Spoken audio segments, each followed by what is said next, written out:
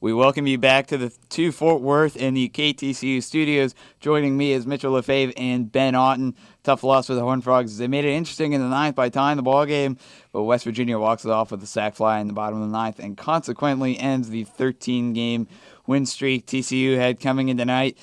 Let's send it over to Ben to break down the scoring from tonight's game.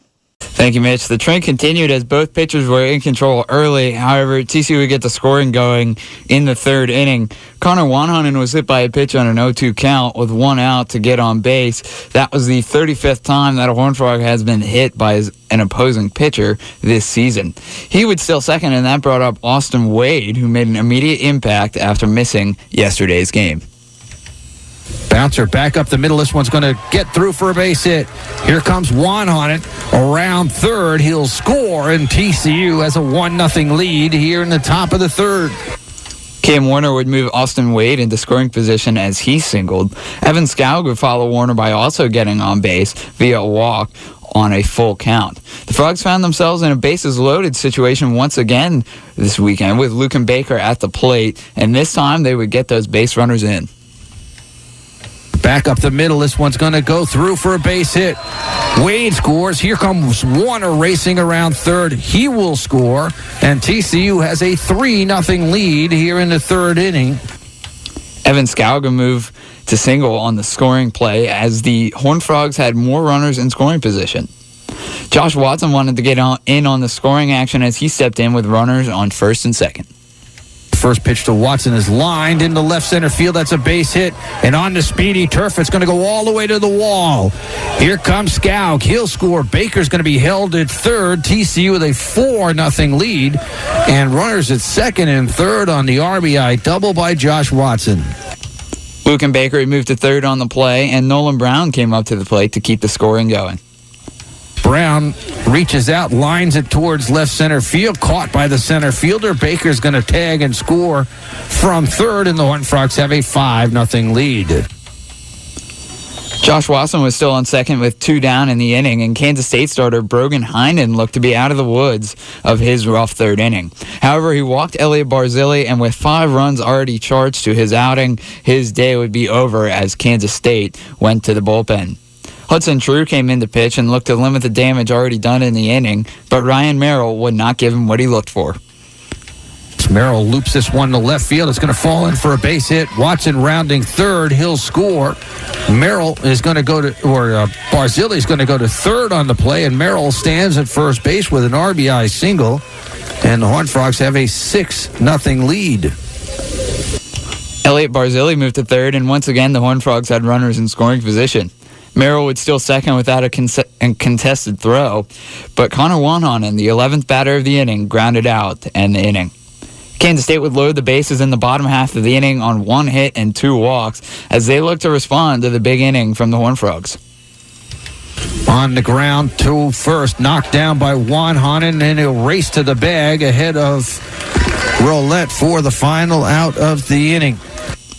The top of the fourth was relatively uneventful as Evan Scoug would get a hit, but he would be stranded. The bottom of the fourth, however, would not go the same way. Brian Howard hit Quentin Crandall to lead off the inning, but 2 batters later, Hans Harker would get the first runs of the weekend for the Cats. The lefty pulls this ball to right field, and it is gone. Harker with a 2-run home run makes it a 6-2 ball game, and those are the first runs of the weekend for Kansas State. In the top of the fifth, the Horned Frogs would respond with runs of their own. Josh Watson singled up the middle to get his second hit of the afternoon. Watson would be eliminated on a fielder's choice put in play by Nolan Brown, but Elliot Barzilli moved Brown over to second on a single to left as the Frogs once again had runners in scoring position. Ryan Merrill gave the first pitch he saw a ride to put more runs on the board.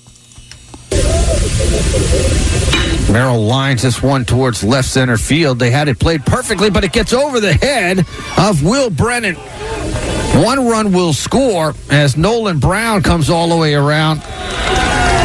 And the Horned Frogs now have a 7-2 lead on the double by Merrill.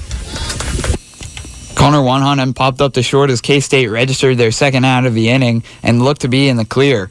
Austin Wade was intentionally walked to load the bases for Cam Warner. Warner hits this one in the air to deep right field, going back. Harker still going back, and it's gone. A grand slam for Cam Warner off the scoreboard in right, and the Horned Frogs have broken this game wide open. They now lead 11-2. The 9-run lead would be more than enough for TCU.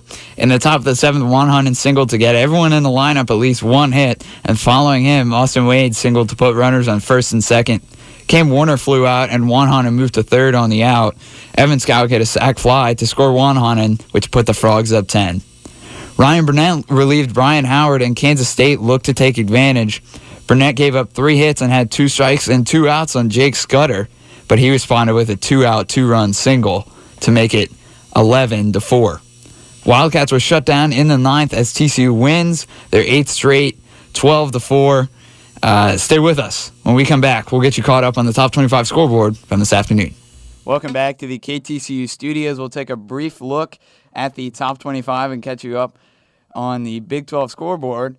Tonight, number 1 Oregon State is at Washington for Game 2 of the series. The Beavers dropped Game 1 last night, 3-2. They scored 1 in the 9th, but the rally fell short, as that was just their second loss on the season. They turned to starter Bryce Famel, who made his 8th start of the year, and is 3-1 on the season with a 3.25 ERA. Oregon State currently leads 3-1 in the top of the 7th. Number 2 Louisville beat Georgia Tech 10-1. They will go for the sweep of the Yellow Jackets tomorrow.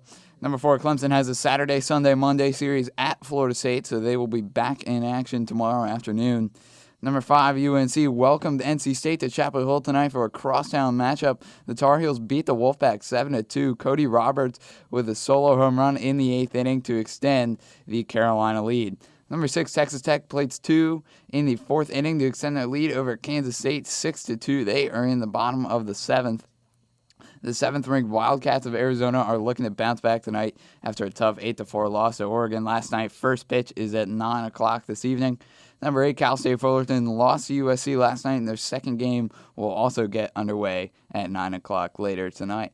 Number 9, LSU, as I said during the broadcast, handled Ole Miss last night 15-2. Jake Diekman with a grand slam and the Tiger win. It's 3-1 in the 5th as the Rebels hit 2 solo home runs in the top of the inning to take the lead. And rounding out the top 10, 10th-ranked Kentucky is leading Missouri 5-0 in the top of the 6th. In Big 12 action, number 13 Michigan took down number 18 Oklahoma in Ann Arbor by the score of 14-4. Wolverine center fielder Johnny Slater was 2 for 4 with 3 runs scored and 2 RBI. Both of those coming off of a 5th inning 2-run home run. Texas leads Baylor 3-0 in the bottom of the 5th. The Longhorns scored on a Chase Hamilton sac fly and a throwing error by the Bears to start the scoring, and the Longhorns added to it in the 4th. And closing out the Big 12 scoreboard, Oklahoma State leads Kansas 3-1 in the top of the 4th. And on another note, as the regular season of Major League Baseball has finally gotten underway, we'll give you a brief update of what the Frogs and the pros are up to. Matt Carpenter of the St. Louis Cardinals has gotten off to a bit of a slow start. He's 5 for 26 this season, hitting .214. But tonight he got his first home run of the year with a 2-run shot off of Yankee starter Masahiro Tanaka. Jake Arrieta has not missed a beat since last season. Thus far, he's 2-0 in his first 2 starts. He holds a 2.08 ERA and has given up just 7 hits and 3 earned runs while striking out 6 and holding opposing batters to a .152 average. Andrew Kashner, now in Arlington with the Rangers, started the season on the disabled list with biceps tendonitis. However, according to reports, he could be getting the start tomorrow for the Rangers as they are in Seattle taking on the Mariners.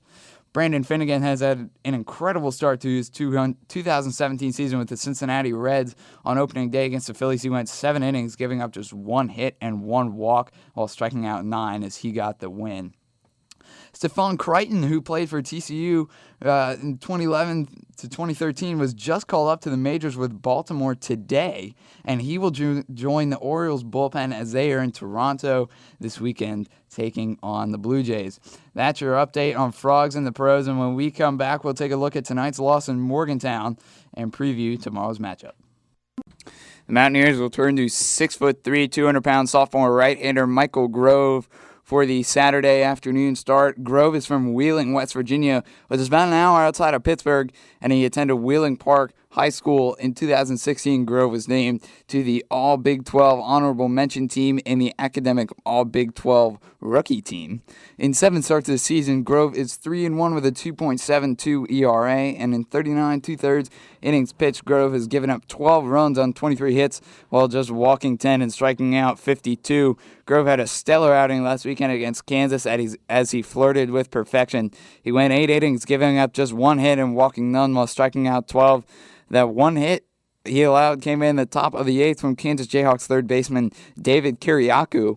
In the win against Kansas, Michael Grove had 3 flyouts and 9 groundouts, which really tells me that Grove works his pitches low and down in the zone, creating contact but inducing ground balls. Grove was the 3rd-ranked right-handed pitcher in the state of West Virginia in 2015, as he ended up taking his talents to Morgantown. The last time the Horned Frogs saw Grove was in Oklahoma City for the Big 12 championship game last May. Grove was the starter for the Mountaineers. However, he didn't last very long. He struggled to record just 1 out, going a third of an inning, giving up 5 runs on 4 hits. All of those runs earned as he threw 17 pitches while facing 6 batters. The West Virginia Ball Club is a very solid hitting team, as we saw tonight with Kyle Gray welcoming Jared Janzak to Morgantown with a leadoff triple. The team as a whole is hitting .287 coming into tonight. Third baseman Cole Austin came in tonight hitting .346. He went 5 for 7 with 2 doubles and 4 runs scored over the weekend against Kansas. So he is heating up tonight. He went 1 for 4 with an RBI. That's going to do it for us tonight for the TCU Horned Frog Baseball Post Game show. TCU loses this one in Morgantown 5-4. Tomorrow's game, first pitch is at 3 o'clock, pregame at 2:50. Good night, everyone.